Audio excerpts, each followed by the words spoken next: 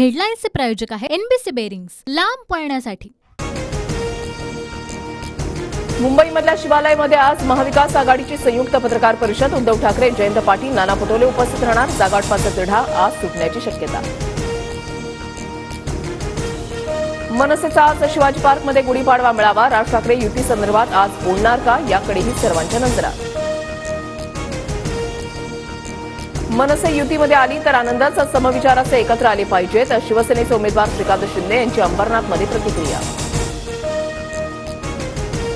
भाजपाचे उमेदवार कपिल पाटलांच्या प्रचारार्थ आज भिवंडीमध्ये प्रचार सभा। उपमुख्यमंत्री देवेंद्र फडणवीस प्रचार सभेला संबोधित करणार।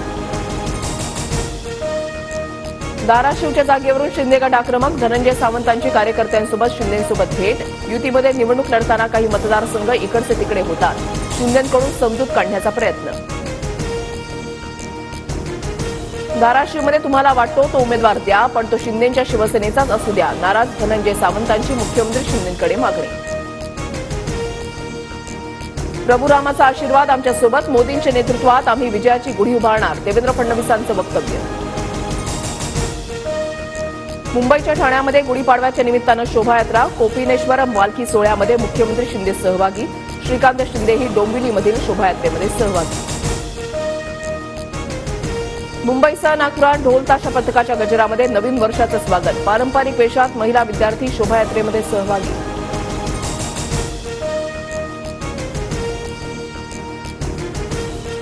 एकनाथ खडसे कुटुंबियांच्या अडचणी वाढण्याची शक्यता। अवैध खनिज उत्खनन प्रकरणी 30 एप्रिलला सुनावणी। रक्षा खडसेंची उमेदवारी धोक्यात येण्याची शक्यता।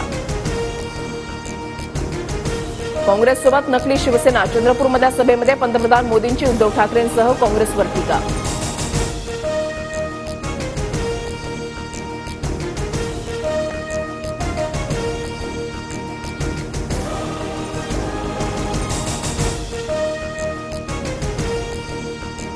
नकली शिवसेना तुमच्यासोबत, त्यामुळे तुम्हाला आमच्यावर बोलावं लागतंय। ठाकरे गटाच्या अरविंद सावंत यांचं पंतप्रधान मोदींना प्रत्युत्तर। शरद पवार गटाकडून श्रीराम पाटलांना रावेर लोकसभेची उमेदवारी मिळण्याची शक्यता। 5 तासांच्या बैठकीनंतर उमेदवार निश्चित, सूत्रांची TV9 मराठीला माहिती। अमोल कीर्तीकर यांच्या विरोधात प्रचार करणार। शिंदे गटाच्या गजानन कीर्तीकरांचं वक्तव्य। गजानन कीर्तीकर खरंच मुलाविरोधात प्रचार करणार का, याकडे लक्ष।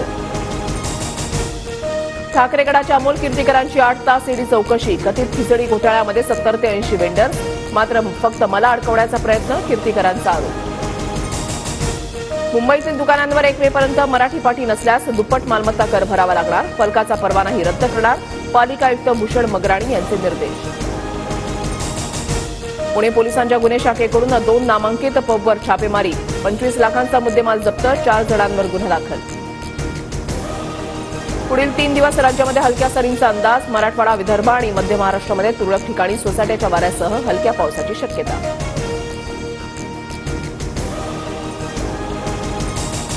आयपीएलच्या 22व्या सामन्यामध्ये चेन्नईचा कोलकात्यावर 7 गडी राखून विजय। कर्णधार ऋतुराज गायकवाडची अर्धशतकी खेळी। सलग 3 विजयानंतर कोलकाताचा पहिला पराभव। हेडलाईन्सचे प्रायोजक आहे एनबीसी बेरिंग्स, लांब पळण्यासाठी।